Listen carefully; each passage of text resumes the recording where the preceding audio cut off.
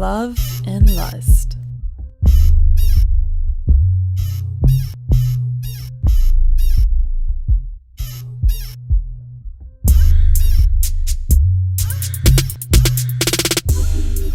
Hello everyone and welcome to Love and Lust. My name is Lefebvre. Love and Lust is a podcast about sex and relationships, viewing discretion and listening discretion is definitely advised.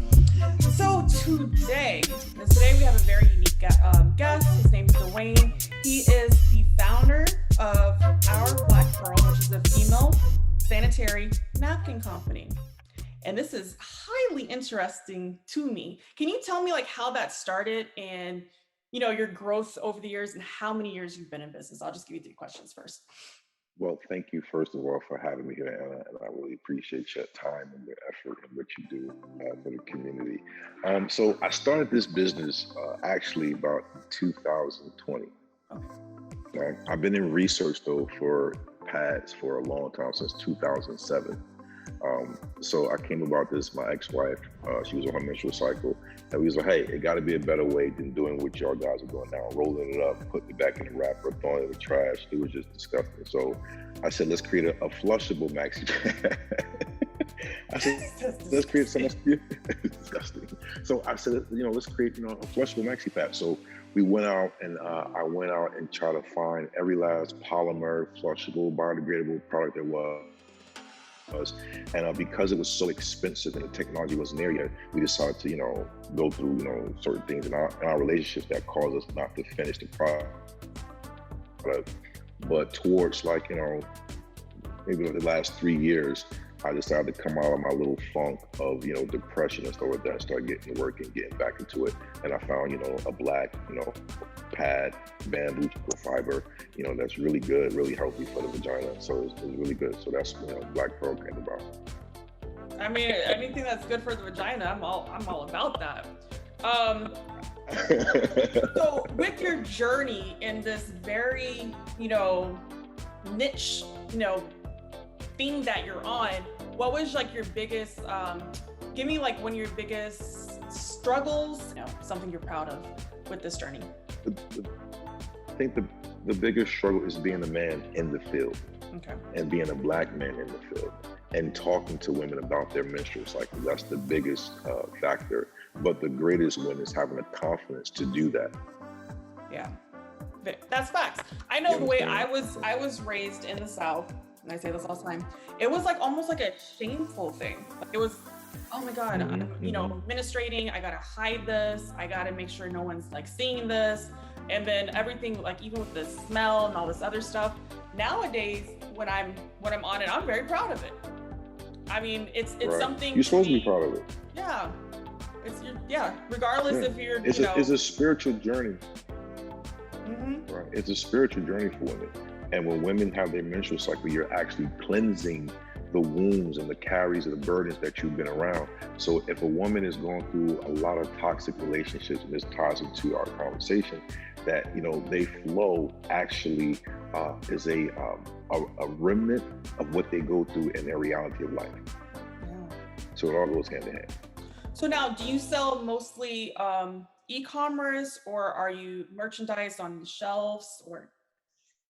We're gearing up right now to go on the shelves. We're actually, we actually added in the whole nother product. So not only do we have the black bamboo charcoal fiber, but we also have CBD hemp infused pads coming out as well.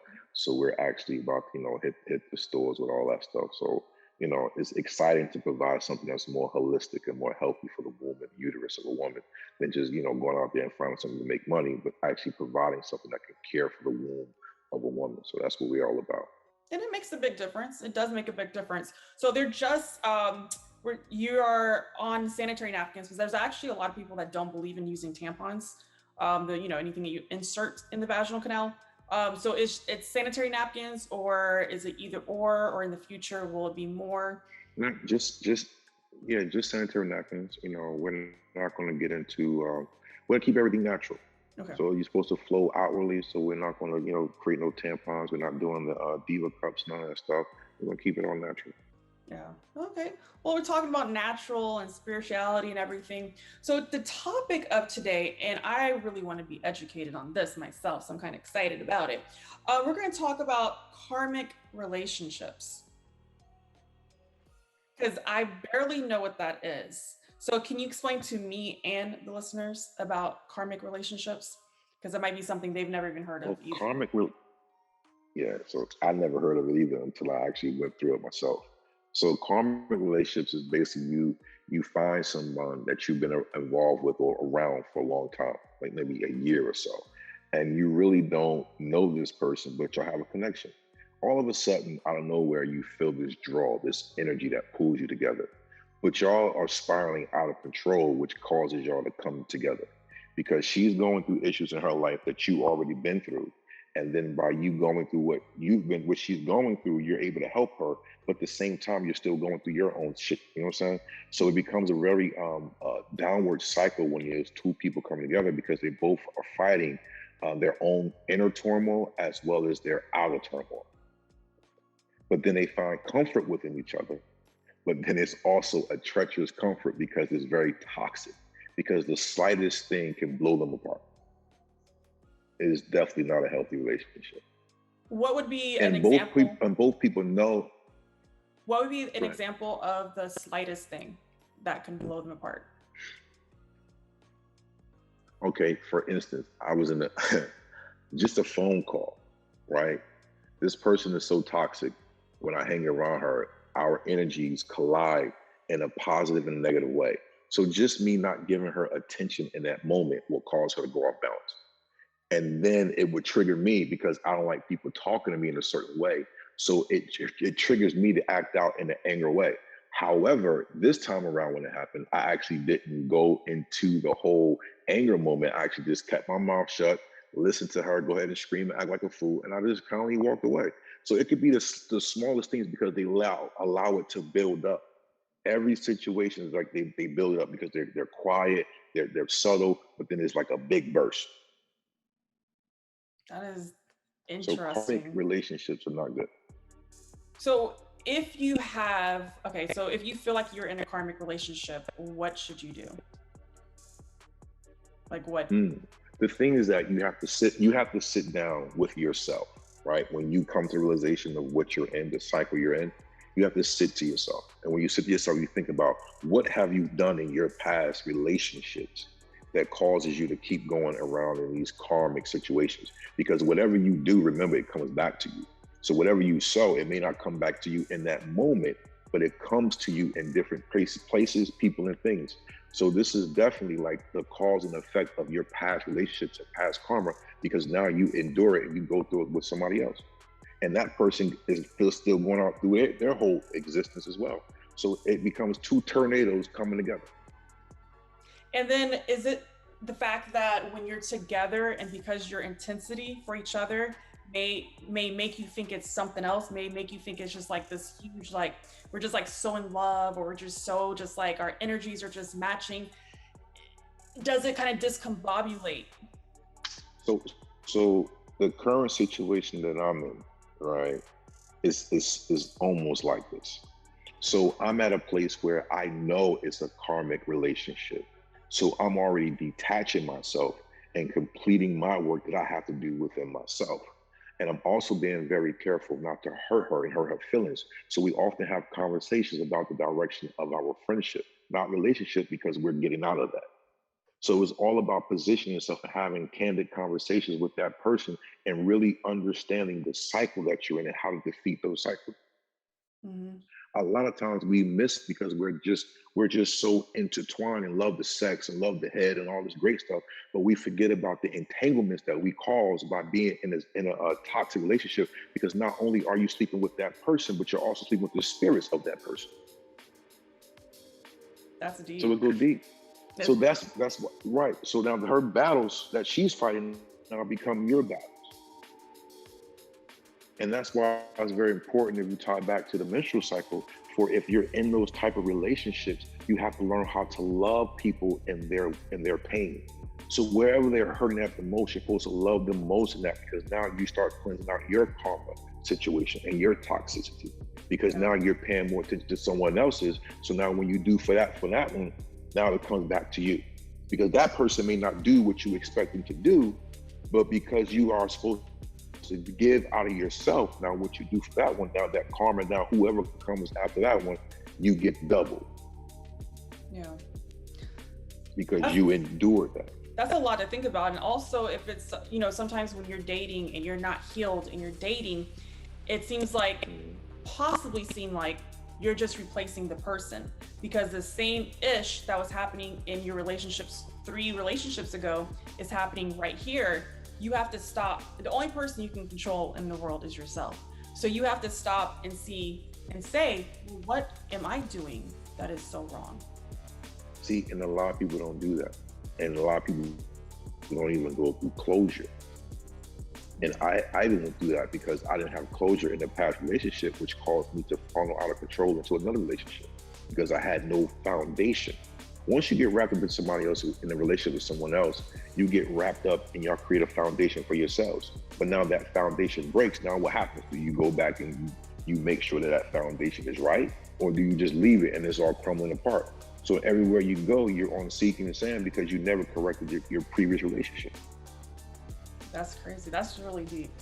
That's really, because I think it's kind of eye-opening, because people confuse what is romance and connections and love and all that kind of things, because they just get so confused to what that feels like.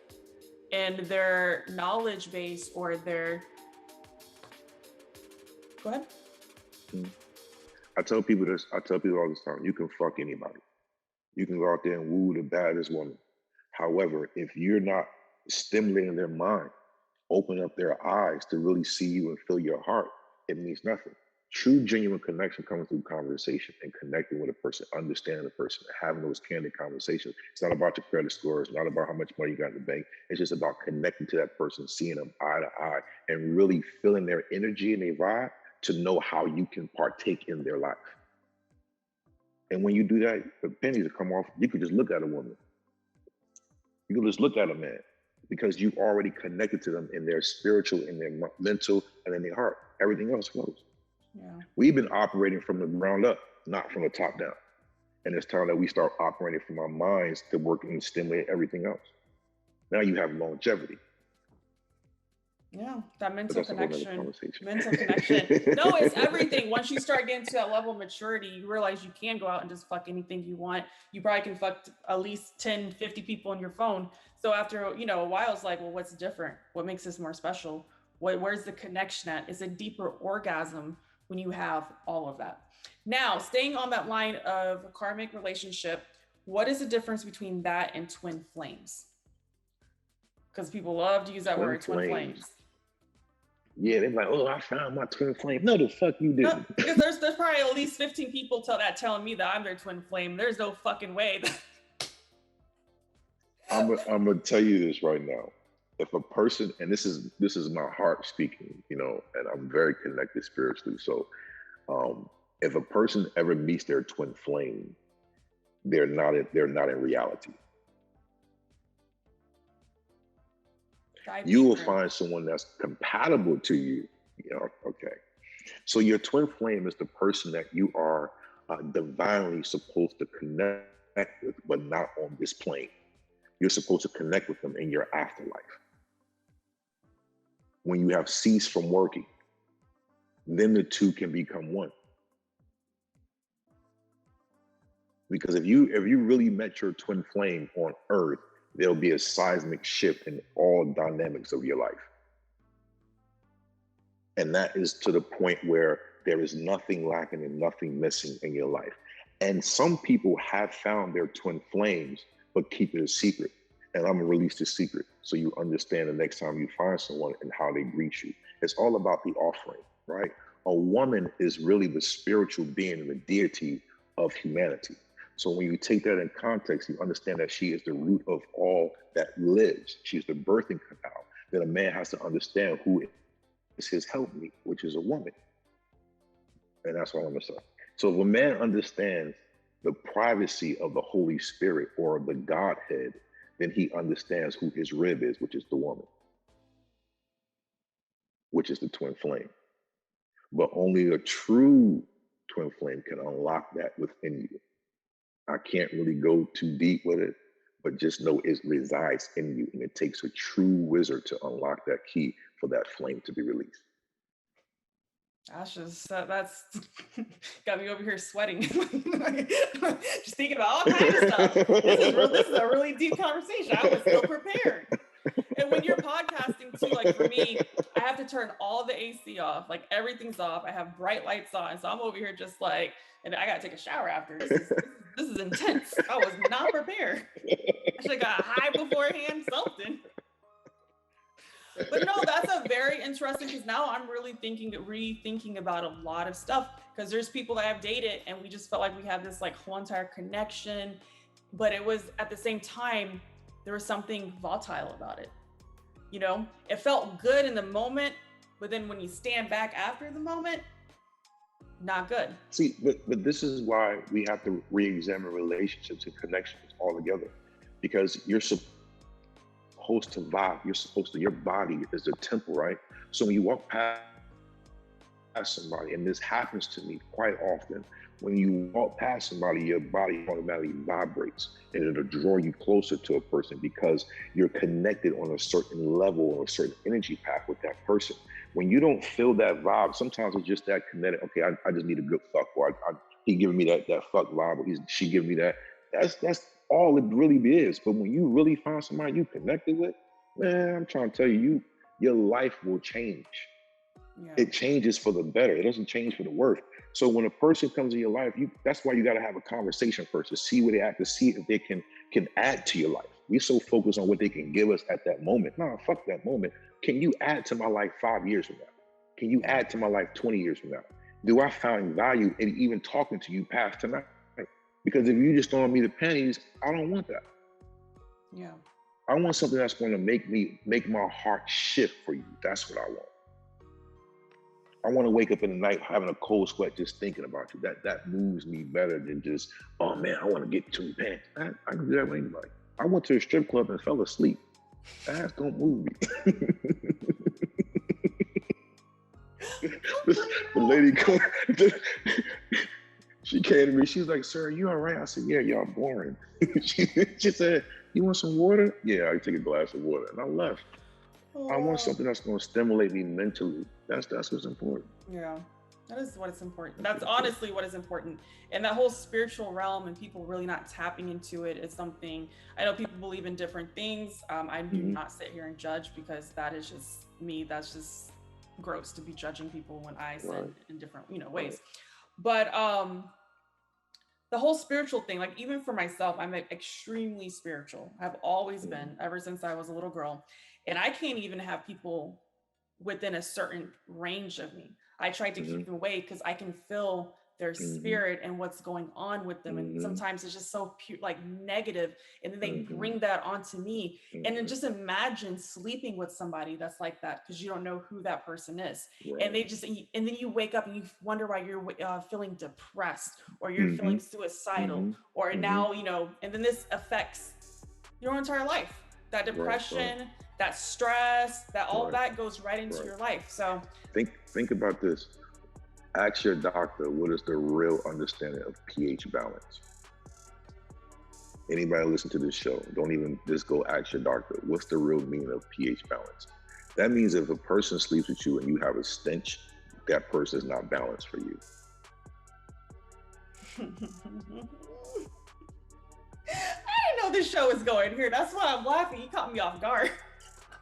Oh, you thought this was going to be some little paper boy fly by. Hey, how you doing? Yeah, we talk about the twin flames. Okay, your sign, whatever. What is your sign?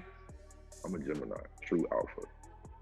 I operate in my femininity as well as my masculinity. When's your birthday? May 30th. Okay, so you're a May Gemini. Yep, I've been meeting a lot of Geminis lately. We crazy.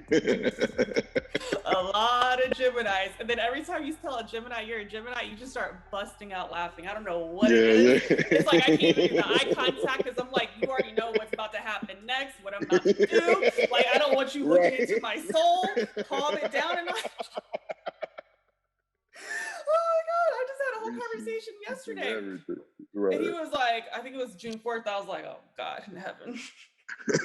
Hallowed be thy name, thy kingdom come, the earth be done as it is in heaven.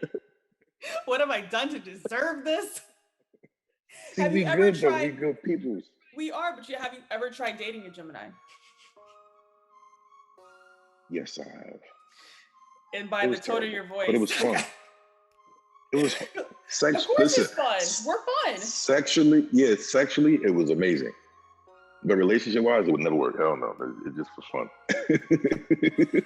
And I tell these people this is because we're lovers. We're actually lovers. And we are really big, but we're also very logical.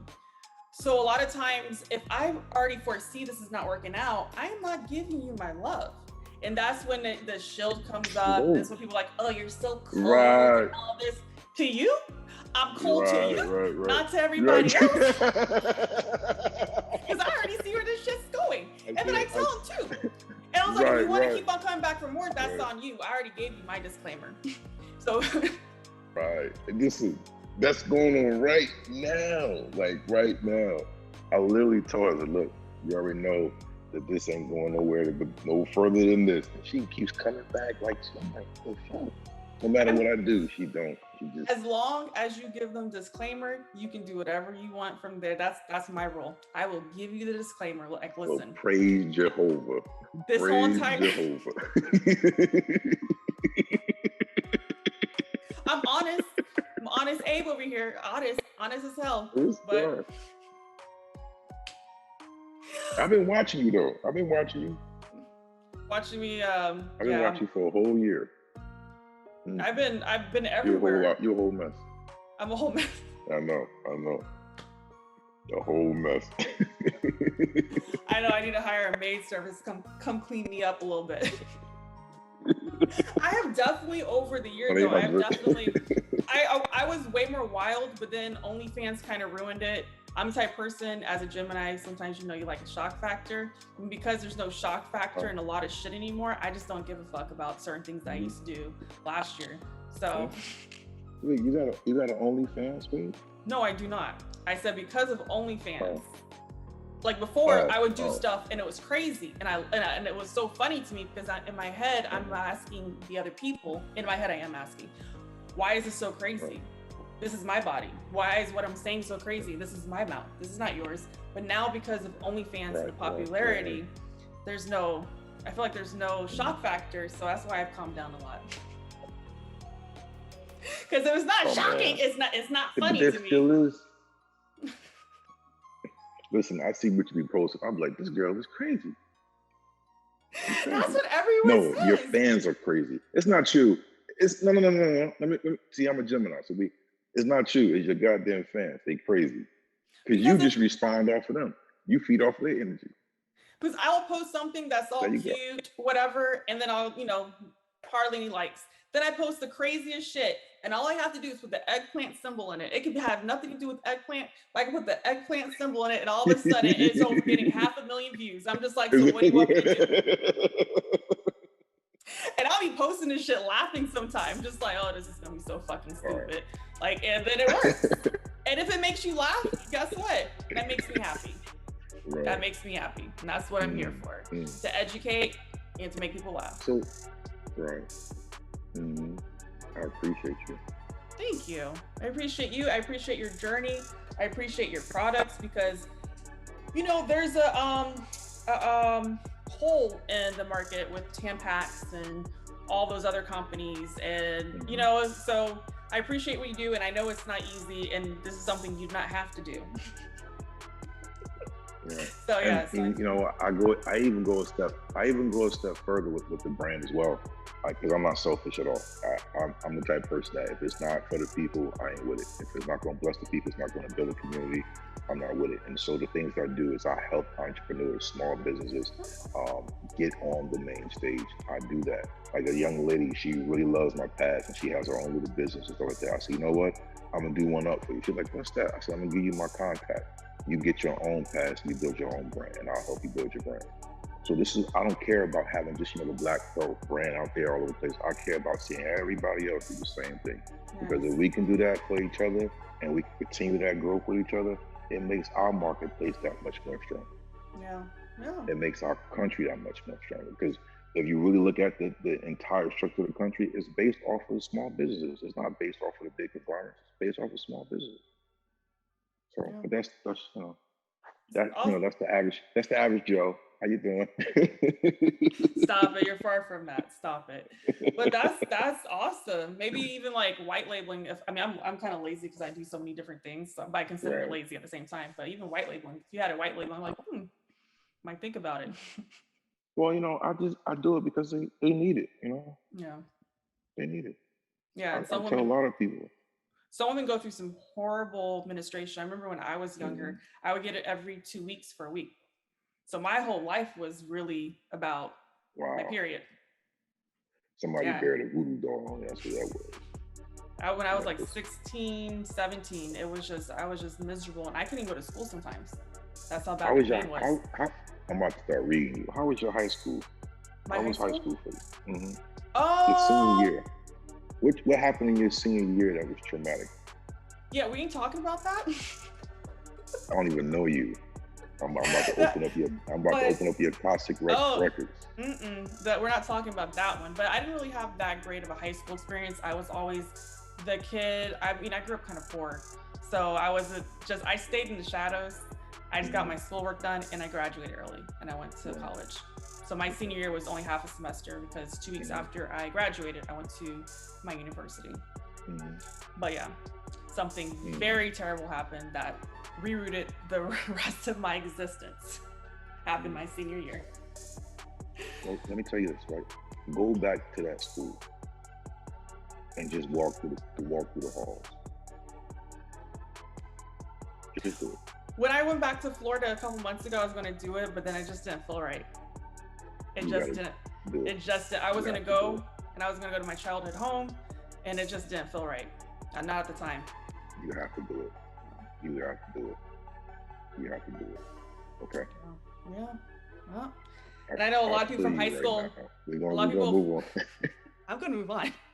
And a lot of people from high school do listen to the show. So some of my friends are from LHS and they know and all this other shit. But yeah, one day I'll talk about it. But today is not the day. Yeah. No, today ain't the day. But I feel it. I'm like, don't worry about it. You'll be all right. I'm all right.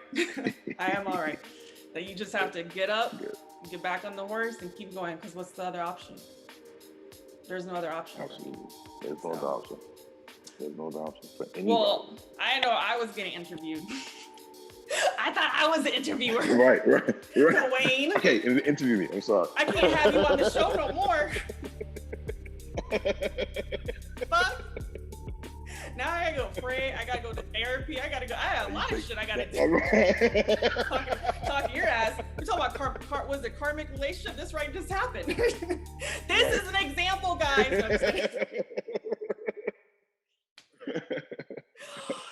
So if they want to follow you, we definitely got to do this again. When I'm prepared, I'm gonna have to smoke some weed or something. Talk to you. Love. So tell everyone online where they can find you, just for the listeners, in case they can't, look. I'm gonna put your links below. But where can they find you, etc.? You can find me on Instagram. I will Black Pearl on Instagram.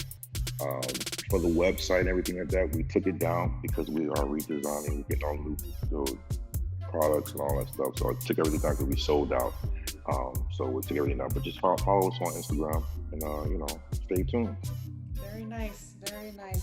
Well, my name is Anna Lefebvre. This is Love and Lust. I will see you lovers next Tuesday. Bye.